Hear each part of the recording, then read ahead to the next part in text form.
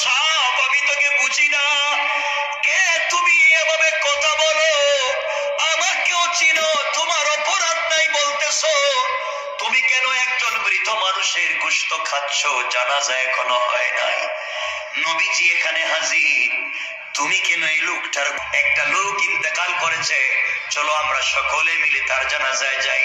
কলিজার টুকরা প্রিয় হাবিব, এক লোক ইন্তেকাল করেছে, নিজে তার জানাজায় যাচ্ছেন, একা নয় বরং সাহাবায়ে কেরামকে সঙ্গে নিয়ে যাচ্ছেন। এর মতো মর্যাদাবান লাশ আর হতে পারে না, যেই লাশের পিছনে দাঁড়িয়ে আছেন স্বয়ং মুহাম্মদুর রাসূলুল্লাহ। আল্লাহ রাসূল সাল্লাল্লাহু আলাইহি ওয়াসাল্লাম বললেন, ফাকামা রাসূলুল্লাহি সাল্লাল্লাহু আলাইহি ওয়াসাল্লাম আলা জানাজাতিহি, রাসূল পাক সাল্লাল্লাহু আলাইহি ওয়াসাল্লাম দাঁড়িয়ে গেলেন এক লোকের জানাজায় যাওয়ার জন্য। লিসাল্লি আলাইহা, তিনি চিন্তা করলেন এই লোকটার জানাজার নামাজ পড়বেন, এই জন্য আস্তে আস্তে চলে গেলেন। রাসূল পাক চলে গেলেন একজন লোকের জানাজা পড়তে, বুঝা গেল নবীজি জানাজায় যাচ্ছেন, লোকটা অমুসলিম। বলেন, নবীজি জানাজা যাচ্ছেন, লোকটা অমুসলিম, কথা বলেন না বাবা, মুসলিম, লোকটা কি? রাসূল পাক সাল্লাল্লাহু আলাইহি ওয়াসাল্লাম সাহাবায়ে কেরামকে সঙ্গে নিয়ে পৌঁছে গেলেন। সিদ্দিক আকবর রাসূলের সঙ্গে, বড় বড় সাহাবায়ে কেরাম রাসূলের সঙ্গে লোকটার জানাজার জন্য চলে গেলেন। কাছে যাওয়ার পরে দেখেন তাহাররাকাল কাফান, তার কাফন নড়াচড়া করে। এই লোকটার লাশের সামনে রাসূল দাঁড়ালেন, মানুষ বেষ্টন হয়ে দাঁড়িয়ে আছে। রাসূল দেখেন এই লোকটার কাফন নড়াচড়া করে, কাফন দিয়ে তাকে পেঁচিয়ে গোসল করে রাখা হয়েছে, কাফন পরিয়ে রাখা হয়েছে। শুধুমাত্র জানাজা হবে এই অবস্থায় তাকে খাটিয়ায় রেখে দেওয়া হয়েছে। আতর গোলাপ লাগিয়ে, সেন্ট লাগিয়ে, সুন্দর জামা পরিয়ে তাকে রেখে দেওয়া হয়েছে। নবীজি দেখেন লোকটার কাফন নড়াচড়া করে। ফারান নবী সাল্লাল্লাহু আলাইহি ওয়াসাল্লাম ফিহি হাইয়াতুন, নবীজি সাল্লাল্লাহু আলাইহি ওয়াসাল্লাম দেখেন তার কাফনের ভিতরে বিষাক্ত একটা সাপ নড়াচড়া করে। আল্লাহু আকবার বলেন। নবীজি নিজে দেখতেছেন, সকল সাহাবায়ে কেরাম দেখতেছেন। একটা লোকের কাফনের কাপড়ের ভিতরে নবীজি নিজে জানাজায় হাজির। এমন একটা লোকের কাফনের কাপড়ের ভিতরে দেখেন তাকাইয়া একটা বিষাক্ত সাপ নাড়াচাড়া করে। নবীজি সাল্লাল্লাহু আলাইহি ওয়াসাল্লাম দূর থেকে একজনকে বললেন, কাফনটা একটু সরাও তো, মুখটা দেখি। যখন সরালেন তখন দেখেন তাকুলু লাহমুহু, তাকাইয়া দেখেন এই সাপ এই লোকটার শরীর থেকে গোশতগুলা খাচ্ছে। হাদিসটা ভালো করে শুনেন, তাকুলু লাহমুহু, গোশতগুলা খড়মড় করে খাচ্ছে, হাড্ডিগুলা কি সব খাচ্ছে। এই অবস্থা দেখে সকল মুসল্লিরা হাউমাউ করে কাঁপতে লাগলেন। রাসূল সাল্লাল্লাহু আলাইহি ওয়াসাল্লাম কিছু বুঝে উঠতে পারলেন না। ফাকাসাদা আবু বকর সিদ্দিক রাদিয়াল্লাহু তাআলা আনহু, আবু বকর সিদ্দিক রাদিয়াল্লাহু তাআলা আনহু সিদ্ধান্ত করলেন, নিয়ত করলেন, ইরাদা করলেন। আবু বকর ইরাদা করলেন এই সাপটাকে তিনি মেরে ফেলবেন। যেই সাপটা একটা মৃত মানুষের গোশত খাচ্ছে, জানাজার আগে রাসূল হাজির, এই সাপটাকে তিনি মেরে ফেলবেন, এই জন্য একটা লাঠি হাতে নিলেন। এমন সময় তাকাইয়া দেখেন সকল মুসল্লিরা, আমরা যেভাবে বসে আছি সকল মুসল্লিরা তাকাইয়া দেখে ফানাতাকাতিল হাইয়াতু বিলিসানিল ফাসিল। এমন সময় সকলে তাকাইয়া দেখেন স্পষ্ট ভাষায় এই সাপ সুন্দর করে কথা বলতেছে। এই সাপ আল্লাহর কাছে ডাক দিয়ে বলেছে, আল্লাহ তোমার হাবিব এই লোকের জানাজার জন্য হাজির হয়ে গিয়েছে, আর আমি এই লোকটা লোকটার গোশত খাচ্ছি, আর তোমার হাবিবের কলিজার টুকরা সাহাবী আবু বকর হাতের মধ্যে লাঠি নিয়েছে আমাকে মেরে ফেলতে। আল্লাহ, তুমি এই মুহূর্তে আমার জবান খুলে দাও, আমি তোমার আবু বকরের সঙ্গে কথা বলতে চাই। আল্লাহু আকবার। হঠাৎ করে সকল মুসল্লিরা দেখে কাপনের কাপড়কে ছিদ্র করে এই সাপ তার মাথা বের করে ফানা বের করে তাকিয়ে আছে, আর ডাক দিয়া বলতেছে, তাকিয়ে আছে, আওয়াজ করে মুখটা বের করে রাসূলে পাকের চেহারার দিকে তাকাইয়া পড়তে লাগলো, আশহাদু আল্লা ইলাহা ইল্লাল্লাহু ওয়াহদাহু লা শারীকা লাহু ওয়া আশহাদু আন্না মুহাম্মাদান আবদুহু ওয়া রাসূলুহু। এই সব সাক্ষ্য দিতে লাগলো, এক আল্লাহ ছাড়া আর কেউ নাই, তার সঙ্গে কারো শরীক চলে না, এক অদ্বিতীয়, ওয়াহদাহু লা শারীকা লাহ, এক অদ্বিতীয়, যার সঙ্গে শরীক চলে না। আর আপনি দাঁড়িয়ে আছেন, আমি সাক্ষ্য দিলাম আপনি হলেন আল্লাহ পাকের রাসূল।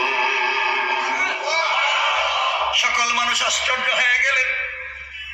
একটা সাপ দেখি কথা বলে, সাপ মুখের গোশত খেয়ে আশহাদু আল্লাহ কথা বলতে লাগলো। কথাগুলা বলার পরে, কথাগুলা বলে কালিমা পড়ে ঈমানের স্বীকৃতি দিয়েছে। সাহাবায়ে কেরাম তাকাইয়া দেখে নবীজির দুইটা চোখ থেকে ঝর্ণার মতো পানি পড়তে পড়তে দাড়ি ভিজে, গাল ভিজে, পরনের কাপড়গুলা ভিজে যায়, ফুটা ফুটা হয়ে পড়ে। নবীজি আওয়াজ করেন না, শুধু কাঁদতেছেন, আর মানুষগুলার ভিতরে কান্নার রোল পড়ে গিয়েছে। এমন সময় সাপটা রাসূলে পাকের চেহারার দিকে মুখটা ফিরাইয়া আবু বকরের চেহারার দিকে তাকাইয়া ডাক দিয়া বলছে, ইয়া আবা বকর। আল্লাহু আকবার। এই সাপ চিনতে পেরেছে এটা নবীজির সাহাবী ওমর না, নবীজির সাহাবী আলী না, ওইটার নাম আবু বকর। সাপ তাকে চিনে, ঈমানওয়ালাকে সবাই চিনে। সাপ ডাক দিয়া বলছে, ইয়া আবা বকর লেমা তাসরিবুনি, তুমি কেন আমাকে মারতে চাও? ও আবু বকর, তোমার কি হয়েছে? তোমার হাতে লাঠি কেন? আমাকে কেন মারতে চাও? আমি কি করেছি? লাইসা লি যামবুন, আমার কোনো অপরাধ নাই, আমার কোনো গুনাহ নাই। আবু বকর, তুমি কেন নিরপরাধ একটা সাপকে মারতে চাও? সাপ কথা বলে বলতেছে, আবু বকর, তুমি আমাকে কেন মারতে চাও? বলো, আমার তো কোনো গুনাহ নাই, লাইসা লি যামবুন, আমার কোনো অপরাধ নাই, আমাকে কেন মারতে চাও? আবু বকর চিৎকার করে বলছেন, ও সাপ, আমি তোকে বুঝি না, কে তুমি? এভাবে কথা বলো, আমাকেও চিনো, তোমার অপরাধ নাই বলতেছো, তুমি কেন একজন মৃত মানুষের গোশত খাচ্ছ? জানাজা এখনো হয় নাই, নবীজি এখানে হাজির, তুমি কেন এই লোকটার গোশত খাচ্ছ?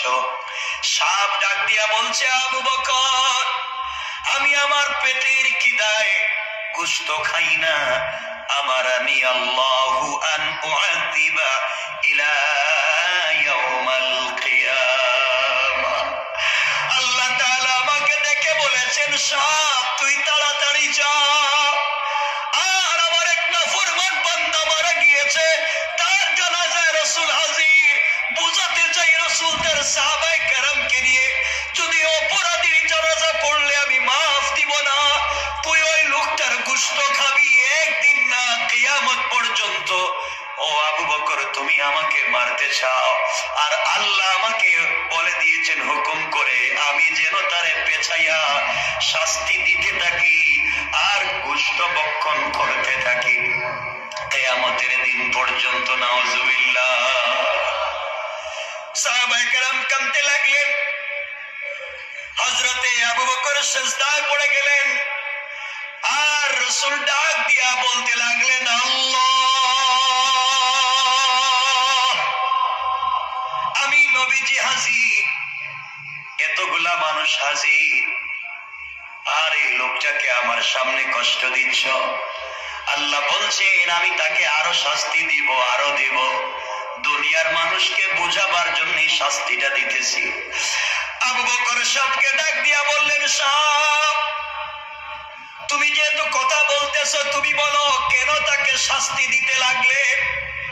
কি করেছে এই গোলাম, কি করেছে? আমরা জানতাম সে ভালো লোক, এই জন্য আমরা জানাজায় এসেছি, এই জন্য আল্লাহর রাসূল জানাজায় এসেছেন। তুমি তার গোশত খাচ্ছ, কি করেছে? এমন সময় এই আর কোনো অপরাধ নাই, আমাকে কেন মারতে চাও? আবু বকর চিৎকার করে বলছেন, ও সাপ, আমি তোকে বুঝি না, কে তুমি? এভাবে কথা বলো, আমাকেও চিনো, তোমার অপরাধ নাই বলতেছো, তুমি কেন একজন মৃত মানুষের গোশত খাচ্ছ? জানাজা এখনো হয় নাই, নবীজি এখানে হাজির, তুমি কেন এই লোকটার গোশত খাচ্ছ? সাপ ডাক দিয়া বলছে, আবু বকর আমি আমার পেটের খিদায় গোশত খাই না, আমার আমি আল্লাহু আন উআযিবা ইলা ইয়াউমাল কিয়ামা, আল্লাহ তাআলা আমাকে দেখে বলেছেন, সাপ তুই তাড়াতাড়ি যা, আর আমার এক নাফরমান বান্দা মারা গিয়েছে, তার জানাজায় রাসূল হাজির। বুঝাতে চাই রাসূল তার সাহাবায়ে কেরামকে নিয়ে, যদি অপরাধীর জানাজা পড়লে আমি মাফ দিব না, তুই ওই লোকটার গোশত খাবি, একদিন না কিয়ামত পর্যন্ত। ও আবু বকর তুমি আমাকে মারতে চাও, আর আল্লাহ আমাকে বলে দিয়েছেন হুকুম করে, আমি যেন তারে পেছাইয়া শাস্তি দিতে থাকি আর গোশত ভক্ষণ করতে থাকি কিয়ামতের দিন পর্যন্ত। নাউজুবিল্লাহ। সাহাবায়ে কেরাম কাঁদতে লাগলেন, হযরতে আবু বকর সিজদায় পড়ে গেলেন, আর রাসূল ডাক দিয়া বলতে লাগলেন, আল্লাহ আমি নবীজি হাজির, এতগুলা মানুষ হাজির, আর এই লোকটাকে আমার সামনে কষ্ট দিচ্ছ। আল্লাহ বলছেন আমি তাকে আরো শাস্তি দিব, আরো দিব। দুনিয়ার মানুষকে বোঝাবার জন্য শাস্তিটা দিতেছি। আবু বকর সাহেবকে ডাক দিয়া বললেন, সাহেব তুমি যেহেতু কথা বলতেছো, তুমি বলো কেন তাকে শাস্তি দিতে লাগলে? কি করেছে এই গোলাম, কি করেছে? আমরা জানতাম সে ভালো লোক, এই জন্য আমরা জানাজায় এসেছি, এই জন্য আল্লাহর রাসূল জানাজায় এসেছেন, তুমি তার গোশত খাচ্ছ, কি করেছে? এমন সময় এই সাপ ডাক দিয়া বলতে লাগলো, এই লোকটা 3টা অপরাধ করেছে। কয়টা অপরাধ? এই লোকটা 3টা অপরাধ করেছে। 3 অপরাধের কারণে তার শাস্তি হয়। এই লোকটা এমন 3টা অপরাধ করেছে, লাহু সালাসুন, এই লোকটা 3টা অপরাধ করেছে, এই জন্য তাকে শাস্তি দেওয়া লাগবে। কি অপরাধ করেছে? 1 নাম্বার এই লোকটার অপরাধ, আউয়াল তারিকুস সালাহ, এই লোকটা নামাজ পড়তো না, মাঝে মাঝে ছেড়ে দিত, মাঝে মাঝে নামাজ ছেড়ে দিত, একেবারেই পড়তো না, এই জন্য তাকে এই শাস্তি, তারিকুস সালাহ। 2 নাম্বার মানিউজ যাকাত, এই লোকটা যাকাত দিতে অস্বীকার করত, এই জন্য তার এই শাস্তি। 1 নাম্বার তারিকুস সালাত, 2 হাত জোড় করে বলছি, ও জওয়ানেরা যাই করো, যেখানেই থাকো, সময় পাইলে আগে পরে যখন সময় পাও আগে নামাজ, আগে নামাজ। রাসূল ইন্তেকালের আগে যখন অজ্ঞান হয়ে যেতেন, জ্ঞান ফিরলেই বলতেন আসসালাত আসসালাত আসসালাতু আলা ওয়াক্তিহা। এই জন্যে আজকে আমাদের পণ আর প্রতিজ্ঞা হবে, যখনই সুযোগ পাবো নামাজ পড়বো। বলেন ইনশাআল্লাহ।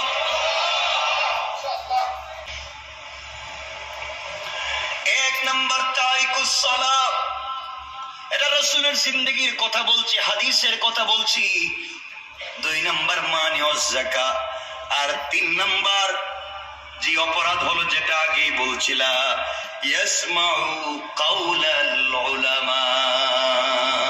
3 নাম্বার অপরাধ হলো লা ইয়াসমাউ কাউলাল উলামা, সে আলেমদের কোনো কথাকে শুনতো না, মানতো না, বিশ্বাস করতো না।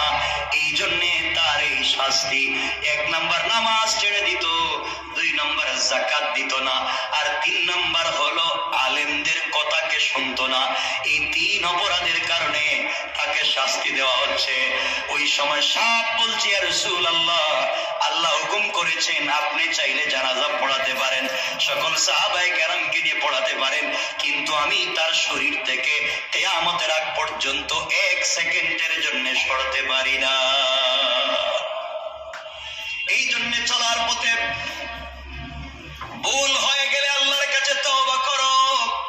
আল্লাহ বলেছেন কোন বান্দা যখন গুনাহ করবার পরে, আমাকে কষ্ট দেওয়ার পরে, আমার রাসূলকে কষ্ট দেওয়ার পরে, তখন বুঝতে পেরে অন্যায় করেছে, বুঝতে পেরে যখন তওবা করে, কোন মা যখন তার সন্তানকে 8-10 বছরের একটা বাচ্চাকে হারিয়ে ফেলে, আর 30-40 বছর পরে যদি ওই বাচ্চাটাকে মা পায়, ওই মা যেভাবে খুশি হয়ে যায়। একজন মুসাফির রাস্তায় চলবার পথে, শত শত মাইল দূরে যাবে, চলবার পথে ঘোড়াকে বেঁধে রেখে বিশ্রাম করছিল। ঘোড়া যখন হেরে যায়, ওই মুসাফির যখন তার ঘোড়াটা পায়, আর মা 30 বছর পরে তার সন্তানকে যদি আবার খুলে পায়, যতটুকু খুশি হয়ে যায়। আল্লাহ বলছেন আমার বান্দা গুনাহ করবার পরে যখন তওবা করে আমার দিকে ফিরে আসে, আমি আল্লাহ তার চাইতে বেশি খুশি হয়ে যায়। আমার বান্দা গুনাহ করবার পরে, অন্যায় করবার পরে তওবা করতে করতে যখন আমার দিকে ফিরে আসে, বান্দা যখন তওবার রাস্তায় 1 কদম আগাইয়া যায়, আমি আল্লাহ 70 কদম তার দিকে আগাইয়া যায়। সুবহানাল্লাহ, জোরে বলেন। এই জন্য চলার পথে ও গোলামের দল, আল্লাহকে সন্তুষ্ট করবার চেষ্টা করো। দুনিয়ার জমিনে আল্লাহকে সন্তুষ্ট করা ছাড়া আমাদের আর কোনো বিকল্প রাস্তা নাই। মনে রাখবেন, এই দুনিয়ার জমিনে চলার পথে সব সময় যদি আল্লাহকে সন্তুষ্ট করতে পারি, আল্লাহ বলছেন গোলাম রে, আমি জানি তুমি 100% আমাকে সন্তুষ্ট করতে পারবে না, তুমি যদি শুধু চেষ্টা করো, ওই চেষ্টাটাকে আমি আল্লাহ তাআলা কবুল করে তোমাকে মাফ করে দিতে পারি। পারবো না ইনশাআল্লাহ? জোরে আওয়াজ করে বলেন ইনশাআল্লাহ।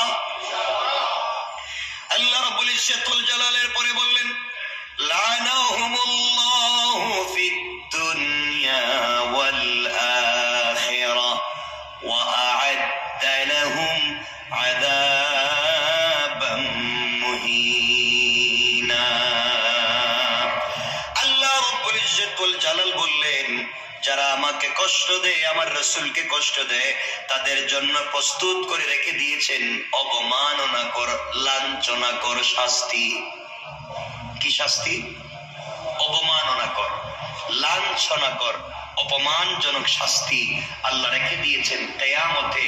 যারা আল্লাহকে কষ্ট দেয়, যারা রাসূলকে, যারা নামাজ পড়ে না, আল্লাহরে কষ্ট দেয় না। কথা বলেন না কেন? বলেন, কষ্ট দেয় না। যারা সত্য কথা বলে না, তারা আল্লাহকে কষ্ট বলেন দেয়। যারা আমানতের খেয়ানত করে, তারা আল্লাহকে, যারা হক আদায় করে না, তারা আল্লাহকে। আল্লাহ বলছেন দুনিয়াও নষ্ট, আখিরাতও, কথা বলেন, আখিরাতও নষ্ট। রাসূলকে যারা কষ্ট দেয়, রাসূল বলেছেন তুমি প্রতিবেশীর হক আদায় করো, তুমি নিজের হক আদায় করো। রাস্তায় একটা কাঁটা, ঈমানের অংশ হলো, রাস্তায় যদি একটা কাঁটা পড়ে থাকে, ওটা সরাইয়া দাও। ঈমানের অঙ্গ, ঈমানের 70টা শাখার একটা হচ্ছে, রাস্তায় যদি একটা কাঁটা পড়ে থাকে বা রাস্তায় একটা কিছু পড়ে থাকলো, একজন মানুষ যেতে কষ্ট হবে এটা সরাইয়া দেওয়া, এটা ইমানের অংশ। এখন আমরা কি রাস্তা থেকে কিছু সরাই না রাস্তায় দেই? এখন রাস্তা দেই না সরাই? দেই, উল্টা রাস্তা বন্ধ করে দিই।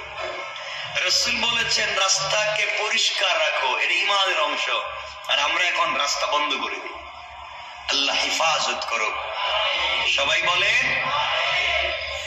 কেন বলতেছি কথাগুলো মনে রাখবেন। দুনিয়ার জমিন থেকে আমি আপনি বিদায় নিয়ে যেতে পারি, তিনটা কথা বলবো আজকে, মনোযোগ দিয়ে শুনবেন যা বলতে চাই। এরপরে আল্লাহ রাব্বুল ইজ্জতুল জালালের পরের শব্দ থেকে বললেন, এরপরের শব্দ থেকে আল্লাহ বলেন ওয়াল্লাযীনা ইউযুনাল মুমিনিনা ওয়াল মুমিনাতি বিগাইরি মাকতাসাবু ফাকাদ ইহতামালু বুহতানাও ওয়া ইসমান মুবিনা। এরপরে আল্লাহ বললেন যারা বিনা অপরাধে, কি অপরাধে? সবাই বলেন। আবারও বলছি, যারা বিনা অপরাধে কোন মুমিন পুরুষ এবং মুমিন নারীকে কষ্ট দেয়।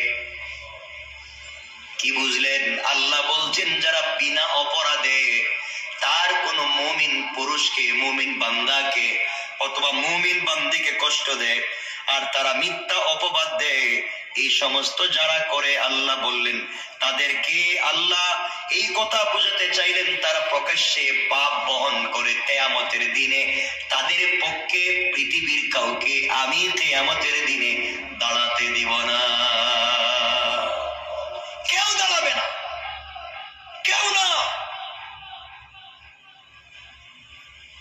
দুনিয়ার জমিনে যারা একজন মুমিন পুরুষকে কষ্ট দেয়, একজন মুমিন নারীকে কষ্ট দেয় অথবা তার প্রতি অপবাদ দেয়, মিথ্যা অপবাদ দেয়, এইভাবে যদি কেউ করে আল্লাহ রাব্বুল ইজ্জতুল জালাল বললেন তাকে তো দুনিয়ায় শাস্তি দিব, আর মরার পরে তার পক্ষে আমি কাউকে দাঁড়াতে দিব না। নাউজুবিল্লাহ বলে। চিন্তা করতেছেন আপনারা কি অবস্থা হবে? এই জন্য আল্লাহর ওয়াস্তে চলার পথে আমরা অন্যায় করব। কথা বলেন, অন্যায় করব। আল্লাহ রাব্বুল ইজ্জতুল জালাল বলছেন ও গোলাম, এই দুনিয়ার জমিনে চলার পথে তুমি আমি আল্লাহকে ভালোবাসতে শিখো, আমাকে ভালোবাসতে শিখো। আর কিছু করো আর না করো, আমাকে সন্তুষ্ট করতে যদি পারো, আমার রাসূলকে তুমি যদি সন্তুষ্ট করতে পারো, পৃথিবীর কেউ যদি তোমার পাশে না থাকে, কিয়ামতের কঠিন ময়দানে আল্লাহ রাব্বুল ইজ্জতুল জালাল বলছেন আমি নিজে আমার আরশে আজিমের ছায়ায় জায়গা দিয়ে পর্দার আড়ালে রেখে আমি আমার বান্দার গুনার দিকে না তাকাইয়া আমাকে সন্তুষ্ট করেছে, এই খুশিতে আমি আল্লাহ আজকেও বান্দাকে সন্তুষ্ট করে জান্নাতের ওয়াদা দিতে পারি। এজন্য আল্লাহকে সন্তুষ্ট করে আমরা কেউ থাকবো না দুনিয়ায়। আপনিও মরে যাবেন, আমিও মরে যাব, কেউ নাই, কেউ থাকবো না। তো আমরা কি আল্লাহকে সন্তুষ্ট করতে পারবো না? বলেন না ইনশাআল্লাহ। ইনশাআল্লাহ। কেন বললাম কথাটা মনোযোগ দিয়ে শোনেন। এই দুনিয়ার জমিনে খুব কান খাড়া করে দিল দিয়ে শুনবেন। আমি যে এই কথাগুলা বললাম, কে বললাম? আমি বলছিলেন তো কোন কথা? কথা বলেন। আমার কথা আপনারা শুনলেন না, আমার কথা আপনারা শুনলেন না, বসলেন। আমি বললাম, আপনারা মনে করছেন জুমার সময় তো হুজুর কিছু বলবেই, আর যা মন চায় বলুক, আমরা কি এতগুলো মানতে পারি নাকি? আমার কথা মানলেন না, আপনারা আমার কথাগুলো শুনলেন না। বলেন তো আমি কি কোনো কথা বানাইয়া বলতেছি? শুনলেন না, এভাবে চলে গেল। আপনারা মরে গেলেন বা আমি মরে গেলাম, মনে রাখবেন কি বিপদ হতে পারে, এটা জ্বলন্ত উদাহরণ আপনাদেরকে দিতে চাই। আমার মুসলমান বন্ধুগণ, গভীর মনোযোগ। কেউ যদি আল্লাহর রাসূলের কথাগুলো না শোনে, কেউ যদি আল্লাহর কথা না শোনে, আল্লাহ এবং রাসূলের কথাগুলো যে আলিম বলবেন, সে আলেমের কথা যদি কেউ না শোনে, দুনিয়ার জমিনে যদি এভাবে চলতে চায়, কি হতে পারে, কি কেমনে তার ইন্তেকাল হবে, কি অপরাধের কারণে সে শাস্তি পাবে। এই দুনিয়ার জমিনে রাসূল পাক বলেছেন, আলাইকুম বিমুজালাসাতিল উলামা। দুনিয়ার জমিনে যারা আমাকে দেখে নাই, দুনিয়ার জমিনে যারা আমি রাসূলকে দেখে নাই, দুনিয়ার জমিনে যারা আমার মজলিসে বসতে পারে নাই, তারা যদি দুনিয়ার জমিনে কোন হক্কানি রব্বানি আলিমের মজলিসে বসে যায়, এটা যেন আমি রাসূলের মজলিসে বসে গিয়েছে। আমার মজলিসে বসে আমার চেহারার দিকে তাকালে যেইভাবে গুনাহগুলো মাফ হয়ে যেত, কেউ যদি আমার আলেমদের মজলিসে বসে হক্কানি আলেমদের চেহারার দিকে তাকাইয়া থাকে, সেইভাবে তাদের জিন্দগির সগীরা গুনাহগুলো ঝরে ঝরে মাফ হয়ে যায়। আল্লাহর রাসূল বলেছেন, তোমরা মনে করো এটা আমি রাসূলের মজলিস। আমার মজলিসে বসলে যেইভাবে রহমতের ফেরেশতারা বেষ্টন করে বসে থাকে আর আল্লাহর কাছে রহমতের দোয়া করতে থাকে, তোমরা যদি কোনো আলেমের মজলিসে বসে থাকো, এই মজলিসটাকে আল্লাহ তাআলা রহমতের ফেরেশতা দিয়ে বেষ্টন করে দেয়, আর তারা পুরো মজলিসের মানুষের জন্য আল্লাহর কাছে রহমতের দোয়া করে পড়েন সুবহানাল্লাহ। থেকে বের হলেন, দীর্ঘ পথ চলবার পরে গ্রাম ছেড়ে একটা মরুভূমির কাছাকাছি পৌঁছে গেলেন। ওখানে যাওয়ার পরে সুন্দর একটা তাঁবু দেখতে পেলেন। কথাগুলো মনোযোগ দিয়ে শোনেন। হযরত ওমর একটা তাঁবু দেখতে পেলেন। তাঁবুর কাছাকাছি পৌঁছে গেলেন। বাহির থেকে দেখেন তাঁবুর ভিতরে মিটমিট করে একটা লাইট জ্বলতেছে, গনগন করে কি যেন আওয়াজ আসতেছে। হযরত ওমর তাঁবুর কাছাকাছি পৌঁছে গেলেন। শুনেন, এই ঘরের ভিতর থেকে, তাঁবুর ভিতর থেকে গানের আওয়াজ আসতেছে। আমার আশ্চর্য হয়ে গেলেন। এই রাষ্ট্রের খলিফা আমি ওমর, এই রাষ্ট্রের সংবিধান আল কোরআন, এই রাষ্ট্রের পার্লামেন্ট হচ্ছে মদিনার মসজিদ, এই মাটিতে শুয়ে আছে না আখিরি জামানার পয়গম্বর, যে রাষ্ট্র চলে কোরআন দিয়া, যে রাষ্ট্রের রচয়িতা হলেন বিশ্ব নবী। আমার রাষ্ট্রের ভিতরে গান চলে, গভীর রাত্রে গান হয়, ডিজে পার্টি হয়। হযরত ওমর গরম না নরম বলেন না একটু জোরে? গরম হয়ে গেলেন। আমার রাষ্ট্রে গান চলবে, গান লাগাইয়া দিলেন, গান শুনতে লাগলেন। যার বাংলা আপনাদেরকে বলছি সংক্ষেপ করে বোঝাবার জন্য। গানের বাংলা হচ্ছে, ও আমার প্রাণের বদুয়া, আমার যৌবন টলমল করে তুমি এসে দেখে গেলা না, কতদিন হয়ে গেল তোমাকে আমি দেখি নাই। এইভাবে যখন গান বলতেছে, আমার নিজেকে সহ্য করতে পারলেন না। কেউ বলেছেন বেড়া ভেঙে তাঁবুর কাপড় ছিঁড়ে, কেউ বলেছেন উপর দিকে যা ছিল যেভাবেই হোক তিনি ঘরের ভিতরে প্রবেশ করলেন, তাঁবুর ভিতরে প্রবেশ করলেন। ঘরের ভিতরে গিয়া বললেন, কে আছো ঘরের ভিতরে? লাইট জ্বালাও, আলো জ্বালিয়ে দাও। লাইট জ্বালিয়ে দেওয়া হলো, আলো জ্বালিয়ে দেওয়া হলো। ওমর তাকায়া দেখেন একটা মেয়ে বসে আছে, ঘোমটা দেওয়া প্রায় কাছাকাছি, সুন্দর করে বসে আছে। ওমর বললেন, মেয়েটা বল। এই মেয়ে খবরদার, মিথ্যা বলবি না, মিথ্যা বললে আমার হাতের তরবারি দিয়ে শরীর থেকে মাথা আলাদা করে দিব। বলতো গভীর রাত্রে এই ওমরের রাজ্যে কার কুলে মাথা রেখে গান বলেছ?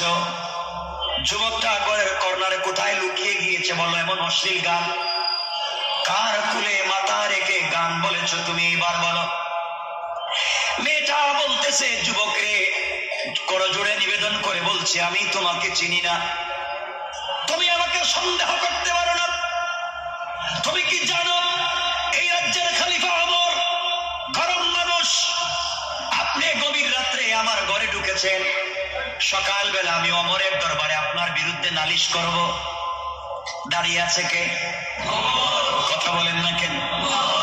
ওমর মনে মনে ভাবতেছেন, আমার সামনে দাঁড়িয়ে আবার লম্বা কথা। মেয়ে ডাক দিয়ে বলছে,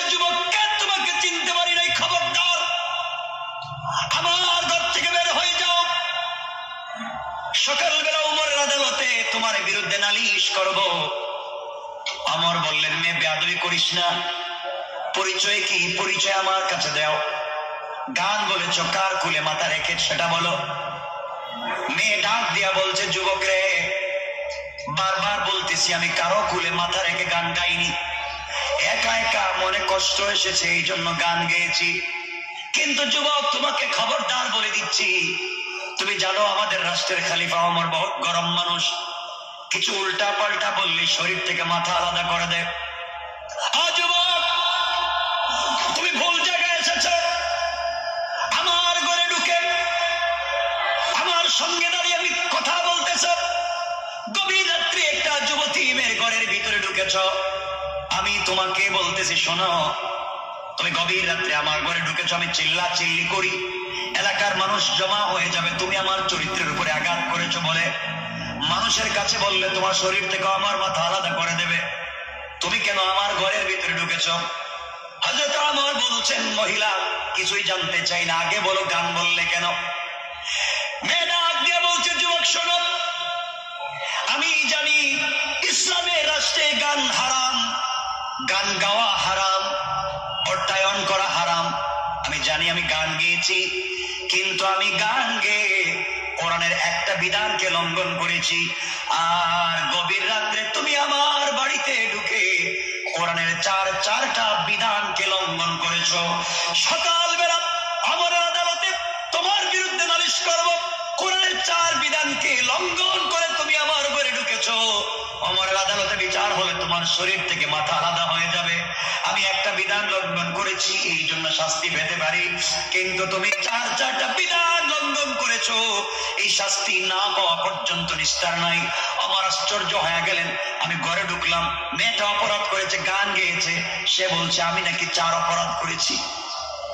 সুবহানাল্লাহ বললেন না? আমার চিন্তা করলেন, আমার রাজ্যে গান গায়, আবার আমাকে অপরাধী বানায়, পরিচয় দিচ্ছেন না। আর আমরা তো পাতি নেতা, যারা গ্রামের নেতা, হ্যাঁ পরিচয় দেয়, আমার চিনেন কথা কথা কেন, আমার চিনেন নি, আমি কে, পরিচয় দেয়। আমি সব কথা বলতেছি না, কিন্তু সংক্ষেপ করে করে বলে যাচ্ছি। আমার বন্ধুগণ, এক পর্যায়ে আমার বলছেন, বলো বলো আমি কি করেছো, তুমি কি করেছো? এবার মেয়ে ডাক দিয়ে বলছে, যুবক শোনো, আমি কোরআনে কারীমের 31 নম্বর সূরা লুকমানের 6 নম্বর আয়াতের বিধানকে লঙ্ঘন করেছি। আল্লাহ বলেছেন এই আয়াতে, ওয়া মিনান নাসি মান ইয়াশতারি লাহওয়াল হাদিসি লিয়ুদিল্লা আন সাবিলিল্লাহ বিগাইরি ইলমিন ওয়া ইয়াত্তাখিযাহা হুজওয়া উলাইকা লাহুম আযাবুম মুহিন।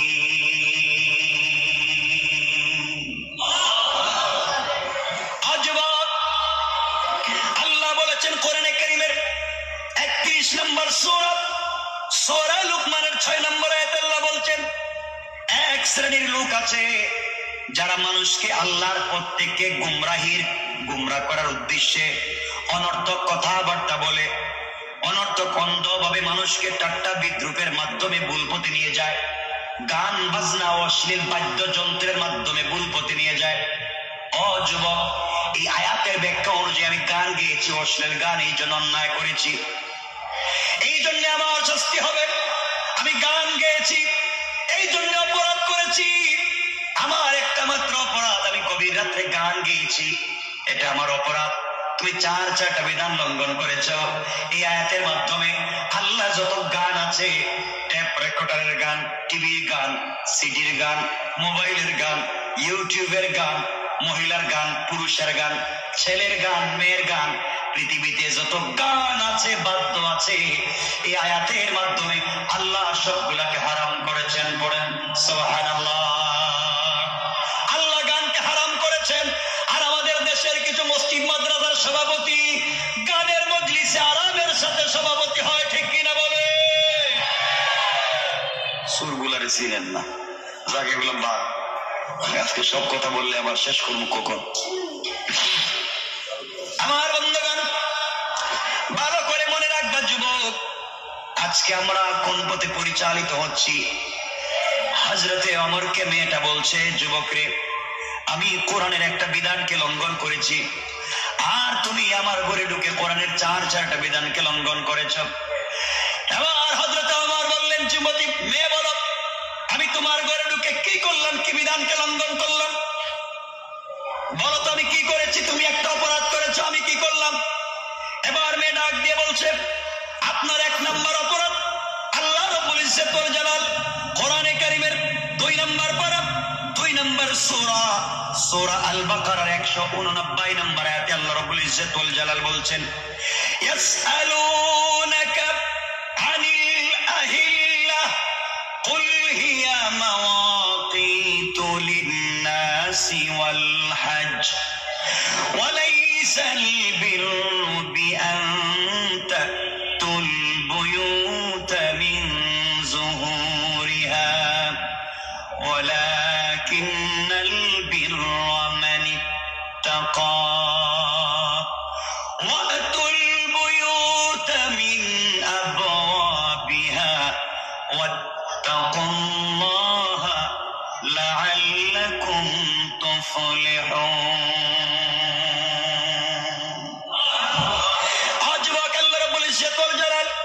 কোরআনে কারীমের 2 নম্বর পারা 2 নম্বর সূরা সূরা আল বাকারার 189 নম্বর আয়াতে আল্লাহ রাব্বুল ইজ্জত ওয়াল জালাল বলছেন, তোমার নিকট যারা জিজ্ঞেস করে নতুন চাঁদের বিষয়ে, বলে দাও যে এটি মানুষের জন্য সময় নির্ধারণ এবং হজ্জের সময় ঠিক করার জন্য বানানো হয়েছে।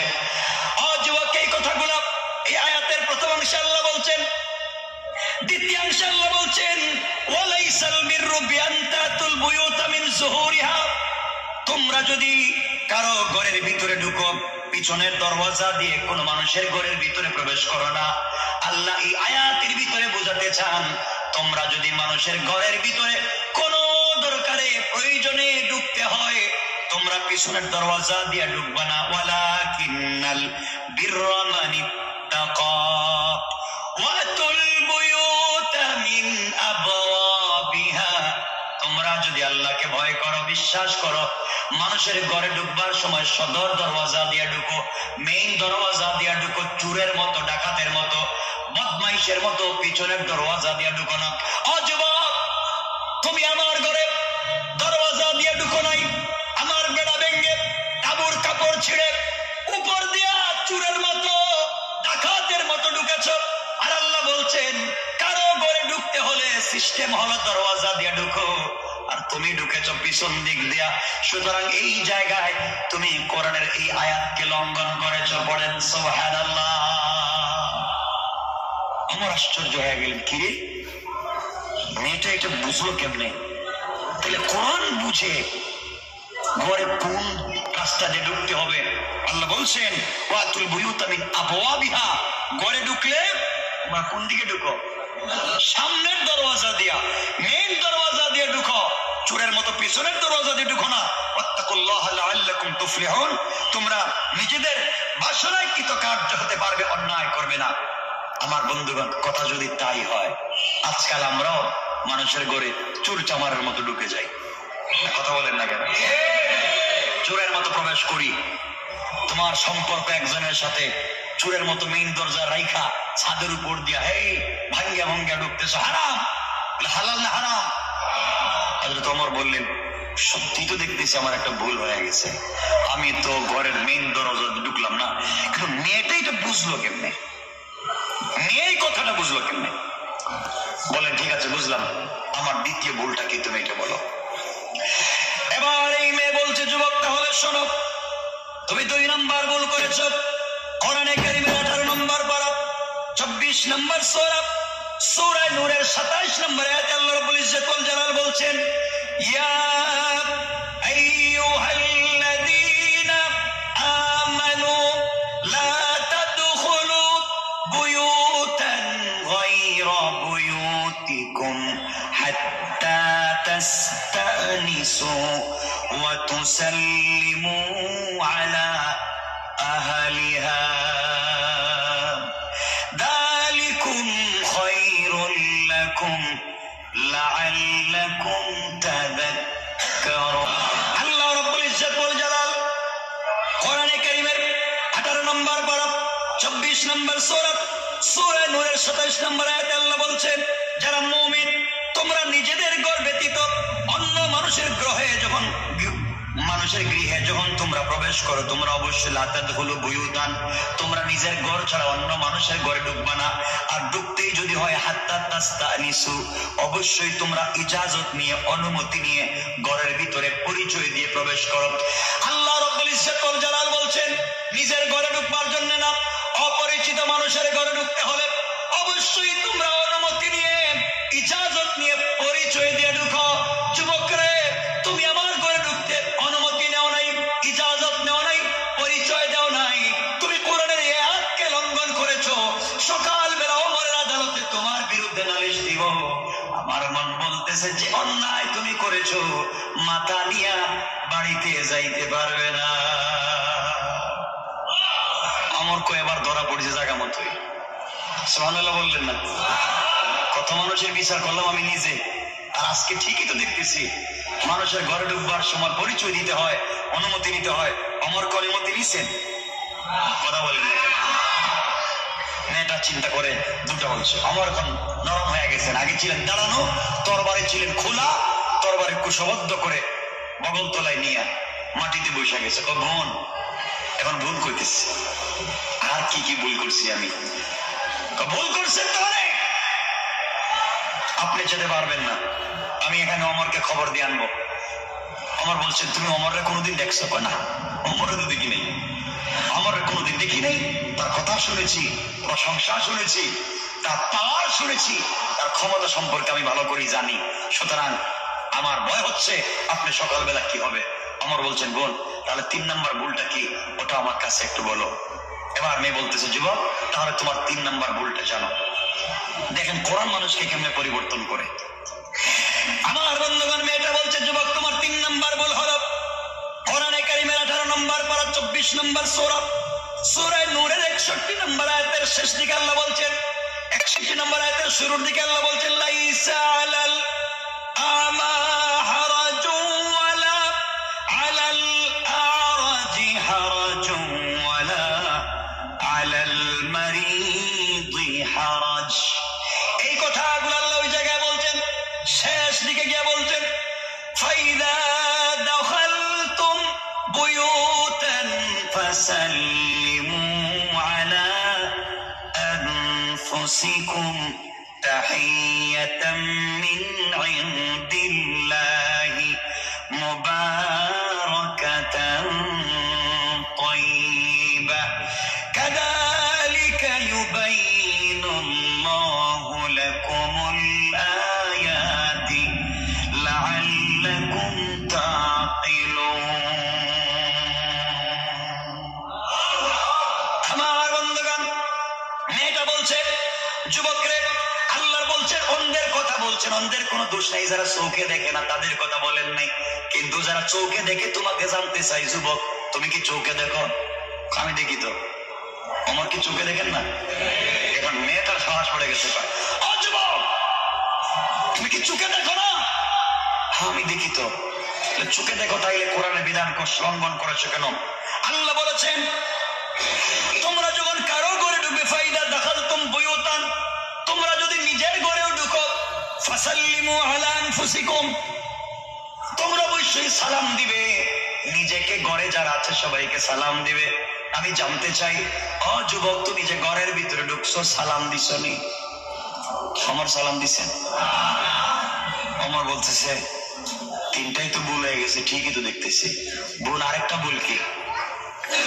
এবার মেয়ে ডাক দিয়ে বলছে, যুবক শুনো, তোমার 4 নম্বর ভুল হলো, আল্লাহ কোরআনে কারিমের 26 নম্বর পারা 49 নম্বর সূরা, সূরা হুজরাতের 12 নম্বর আয়াতে আল্লাহ রাব্বুল ইজ্জত ওয়াল জালাল বলেছেন, ইয়া আইয়ুহাল্লাযীনা আমানু ইজতানিবু কাসীরাম মিনাজ-যন্ন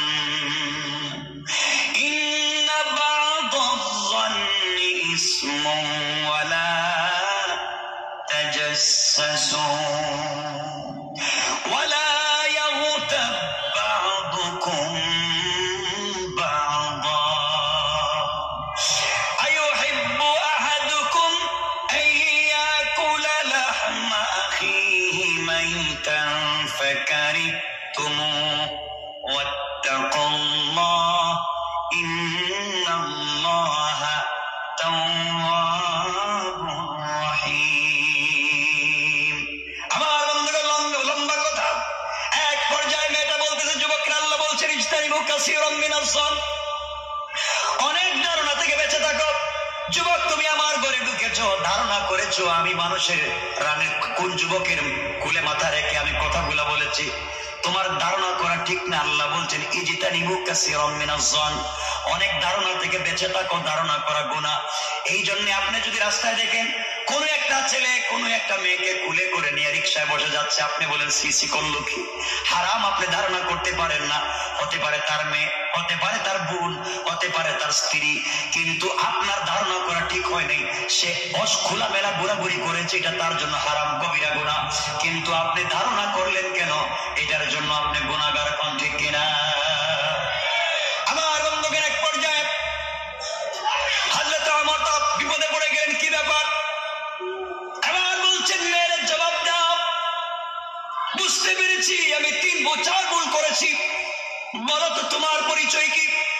এবার মেয়ে ডাক দিয়া বলেছেন, যুবক রে, তোমাকে আমি চিনতে পারলাম না, তুমি আমাকে ভুল বুঝেছো। আমি দুনিয়ার সাধারণ পরিবারের কোন মেয়ে না, আমি হলাম একজন সাহাবীর স্ত্রী, 30 পারা কোরআনের হাফেজা। আল্লাহু আকবার। আপনি যদি 30 পারা কোরআনের হাফেজা হন, তাহলে গান বলেছেন কেন? এটা আমাকে আজকে বুঝান। আমার 4টা ভুল হয়েছে, না ঠিক? আপনি একটা ভুল করেছেন ঠিক, কিন্তু আপনি গান বলেছেন কেন বলেন?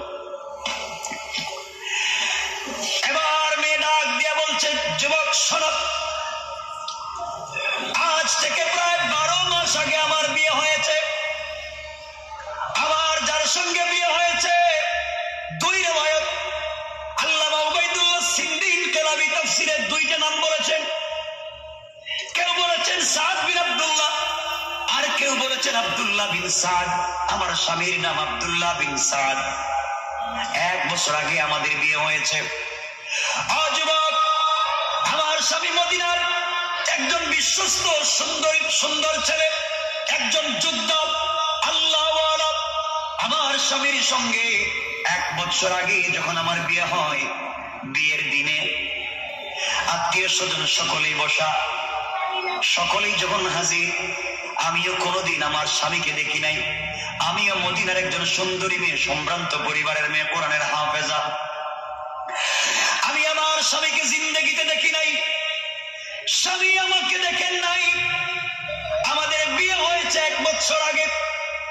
যেই দিন আমাদের বিয়ে হয়েছে, আত্মীয় স্বজন সবাই মিলে যখন খাওয়া দাওয়া হচ্ছে, আমরা কালিমা পড়ে ফেললাম, কালিমা পড়ে ফেলেছি, কবুল করে ফেলেছি। ওই সময় যখন আমাদের বিয়ে হয়ে গেল, বিয়ের পরে আমার মনে হচ্ছিল আমি সুন্দর করে সেজে গুজে অর্নামেন্টস জুয়েলারি পরে ঘরের একটা কর্নারে আমি বসেছিলাম, যেন কোনোভাবেই আমার স্বামী আসবে, আমাকে দেখবে, আমার সঙ্গে কথা বলবে, এই জন্য আমি বসেছিলাম।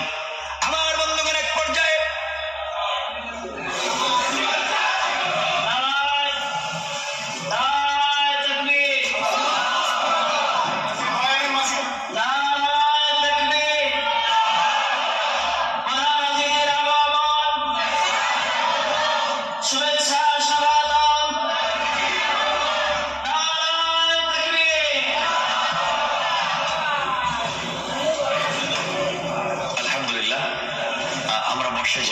কষ্ট হবে, আমরা বসে যাই। ভাই আসছেন, অবশ্যই লম্বা কথা বলবেন, পরিচয় দিচ্ছে, শোনেন।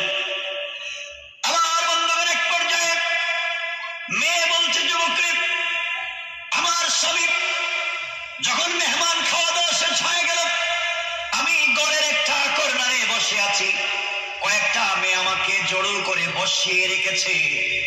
আজ আমার স্বামীর সঙ্গে আমার দেখা হবে। ফুল সজ্জার রাত্র, কত কথা জমিয়ে রেখেছি, স্বামীর সঙ্গে কথা বলবো। হঠাৎ করে আমার স্বামী হাত ধুয়েছেন, খাবার খাবেন। স্বামী প্লেটে খাবার নিয়েছে। এমন সময় একজন দূত, একজন কাসিব আমার স্বামীর সামনে এসে সালাম দিয়ে বলছেন, এই প্রোগ্রামের ভিতরে আব্দুল্লাহ বিন সাদ নামে কেউ কি আছে? স্বামী দাঁড়িয়ে বলছেন, আমার নাম আব্দুল্লাহ বিন সাদ। কাসিম দূত ডাক দিয়ে বলছেন, খলিফাতুল মুসলিমিন আমিরুল মুমিনিন আপনার কাছে একটা চিঠি পাঠিয়ে দিয়েছেন, চিঠিটা দেখেন। আমার স্বামী চিঠি খুললেন, চিঠি পড়লেন, চিঠিটা লাগাইয়া দিলেন। চিঠি লাগিয়ে দেওয়ার পরে আমার স্বামী জনতাকে উদ্দেশ্য করে বললেন, শোনো, এই মুহূর্তে খলিফাতুল মুসলিমিন আমিরুল মুমিনিনের কাছ থেকে চিঠি এসেছে। আমাকে পারস্য অথবা রোম কোন একটা যুদ্ধে সেনাপতি বানিয়েছেন, আমাকে চলে যেতে হবে। আমি চললাম। বেয়াদবি মাফ করবেন, কারোর সঙ্গে কথা বলতে পারলাম না, দেখা হলো না। বেঁচে থাকলে আবার দেখা হবে, প্রোগ্রাম এখানেই রেখে আমি চলে গেলাম। এই কথা বলে আমার স্বামী উঠে যাচ্ছেন। আত্মীয় স্বজন সকলে ডাক দিয়ে বলছেন, যুবক, অমর তো আর আল্লাহর, অমরের কথা, অমরের চিঠি তো আল্লাহর বাণী না, এটা তো কোরআনের কথা না যে চেঞ্জ করা যাবে না। আজকে রাত্রে কমপক্ষে স্ত্রীর সাথে কাটিয়ে যাও, আগামীকালকে তুমি চলে যেও, এটাই থাকো, অমরের কথা মানা তো ফরজ না। যুবক, এমন সময় আমার স্বামী কোরআনে কারীমের সূরা নিসার 59 নম্বর আয়াত তেলাওয়াত করে বললেন, ইয়া আইয়ুহাল্লাযীনা আমানু আতিউল্লাহ ওয়া আতিউর রাসূল ওয়া উলিল আমরি মিনকুম। আমার স্বামী তেলাওয়াত করে বললেন, শোনো মুসলমানেরা, আল্লাহ বলেছেন শর্ত ছাড়া আল্লাহকে মানতে হবে, শর্ত ছাড়া বিশ্ব নবীকে মানতে হবে। এরপরে বলছেন ওয়াউলিল আমরি মিনকুম, আর যেই নেতা শর্তযুক্ত ভাবে আল্লাহ এবং রাসূলকে মানে এমন নেতার অনুসরণ করতে হবে। যেই নেতা আল্লাহ এবং তার রাসূলকে মানে না, এমন নেতার অনুসরণ করা যাবে না। আল্লাহ বলেছেন কোরআনের আয়াতে, তোমরা এমন নেতার কর্মী হও যেই নেতা আল্লাহকে মানে, যেই নেতা আল্লাহর রাসূলকে মানে, ওই নেতার কর্মী হও, ওই নেতার তোমরা অনুসরণ করো। সুতরাং বাংলাদেশে যেই নেতা আল্লাহকে মানে না, আল্লাহ রাসূলকে মানে না, এমন নেতার যাই হোক তার কর্মী হওয়া যায় না। এমন দলকে সাপোর্ট করা যায় না যেই দলের ভিতর আল্লাহ এবং তার রাসূলের আনুগত্য এবং দাসত্ব নাই। ঠিক কিনা বলে?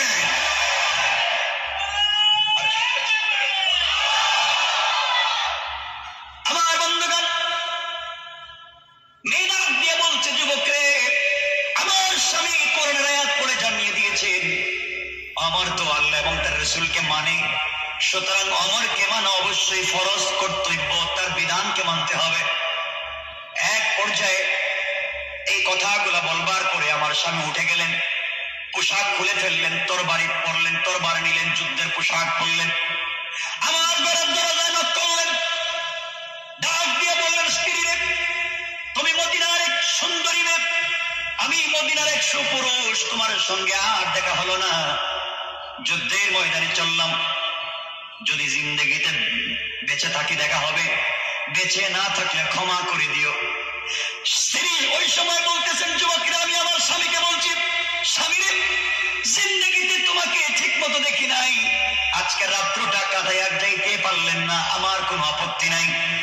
আমার বলেছেন আপনি চলে যাবেন, কিন্তু একটা বার আসেন না, আপনার চেহারা দেখে কিয়ামতের ময়দানে আপনি স্বামী হিসেবে যেন আমি চিনে নিতে পারি। পড়েন সুবহানাল্লাহ। আজ আমার স্বামী বলছেন, স্ত্রী রে, এই যদি হয় তোমার মনোবাসনা অবশ্যই পূরণ হবে যদি তুমি ইস্তেকামত থাকতে পারো, চরিত্রের হেফাজত করতে পারো, আল্লাহর প্রতি ভরসা রেখে ঈমানের সাথে চলতে পারো, একদিন দেখা হবে। কিন্তু সুসংবাদ দিয়ে যাই, খলিফাতুল মুসলিমিন আমিরুল মুমিনিন চিঠির লাস্টে বলেছেন 4 মাস, 4 মাস পরে আমাকে ছুটি দিবেন। আজ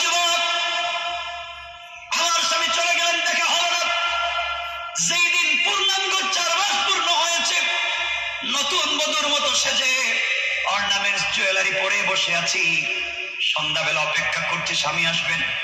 হঠাৎ করে আর একজন দূত এসে আমার কাছে চিঠি দিয়ে গেল, চিঠি খুলে দেখি আমার স্বামী বলছেন খলিফাতুল মুসলিমের পক্ষ থেকে আরো 4 মাস সময় লাগবে, আরেকটা যুদ্ধে চলে গিয়েছেন।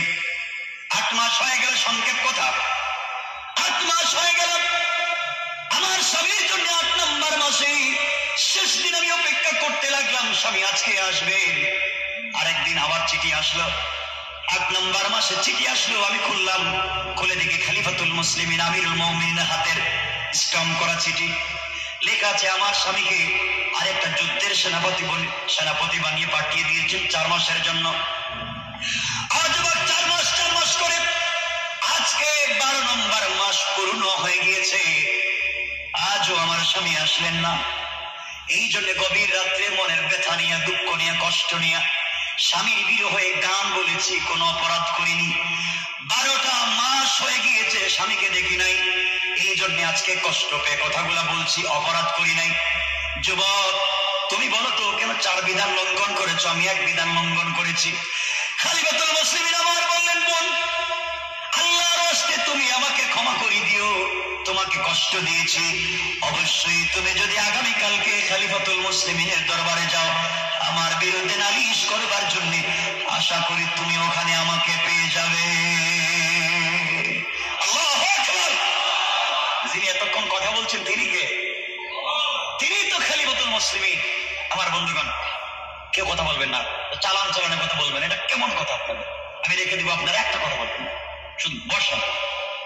এক পর্যায়ে হযরত ওমর চলে গেলেন, সুজা চলে গেলেন সেনা ছাউনিতে, গিয়ে বলছেন, এই সেনা ছাউনিতে আব্দুল্লাহ বিন সাদ বা সাদ বিন আব্দুল্লাহ নামে কেউ আছো? কোথায় আছো? দাঁড়াও, ছুটিতে যাওয়ার আমার চিঠি নিয়ে যাও। এই চিঠি নিয়ে যাও বাসায়, তোমার স্ত্রীকে আমার পক্ষ থেকে গিফট। আমিরুল মুমিনিন, আপনি জানেন আমি বিয়ে করেছি, আমার স্ত্রী আছে, যাও তুমি আমার পক্ষ থেকে তোমার স্ত্রীর জন্য হাদিয়া চিঠি দিও। আর যতদিন পর্যন্ত স্ত্রী তোমাকে আসতে না দে, ততদিন পর্যন্ত তোমার ছুটি। বাঙাল হোক বা ঘটি, বর্ষা মানে ইলিশ, আর ডক্টরস চয়েস কাচ্চিঘানি সর্ষে। ডক্টরস চয়েস আর ইলিশ বর্ষার সেরা জুটি। ফাটাফাটি। Okay guys, have a look. This is it. First look at the first look at the first edition. Sounds great.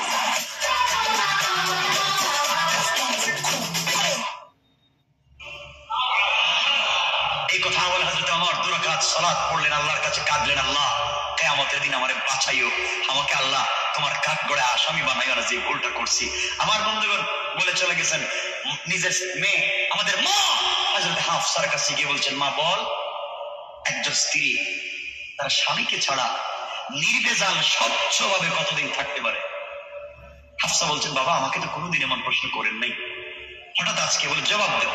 হযরত হাফসা বলছেন, বাবা একটা স্ত্রী তার স্বামী ছাড়া মোটামুটি 4 মাস থাকতে পারবে, এরপরে থাকতে গেলে তার কষ্ট হবে, এরপরে সে অন্যায় জড়িত হয়ে যেতে পারে, এরপরে লাইফে কোনো অ্যাক্সিডেন্ট হতে পারে। এখন আপনারা আপনাদের ছেলেদেরকে প্রবাসে পাঠাচ্ছেন, কত বছর যে রাখছেন কত আল্লাহ জানেন, আর আপনারাই জানেন। এদিকে যাচ্ছি না, যে কথা বলতে চাই, এরপরের দিন থেকে হযরত ওমর ইসলামী রাষ্ট্রে আইন করে দিলেন, আমার রাষ্ট্রে সেনাবাহিনীতে, আমার রাষ্ট্রে প্রশাসনে যারা চাকরি করবে তারা প্রত্যেক মাসে 3 দিন করে ছুটি পাবে। এই কথা বলে ছুটি কার্যকর করে দিলেন। আমি বলতে চাই, যে কথা এখানে আসলাম, হযরত ওমরের এত পরিবর্তন করেছে কোন জিনিস? লিতুখরিজান নাস মিনাজ যুলুমাতি ইলান নূর। এই কোরআন আমাদের দরকার আছে না নাই? এজন্য মনে রাখবেন, সকল কাজে, সকল কর্মে, সকল সেক্টরে আমাদের কাজ হবে আল্লাহর আনুগত্য করা, রাসূলের পথে, কোরআনের মতে। ঠিক আছে তো ইনশাআল্লাহ? ওই জায়গায় কোনো বাধা যেন আমাদের সামনে না দাঁড়ায়। দুনিয়ায় যত বাধা আসবে, যত সমস্যা আসবে, সকল জায়গায় সীসা ডালা প্রাচীরের মতো দাঁড়িয়ে প্রতিবাদ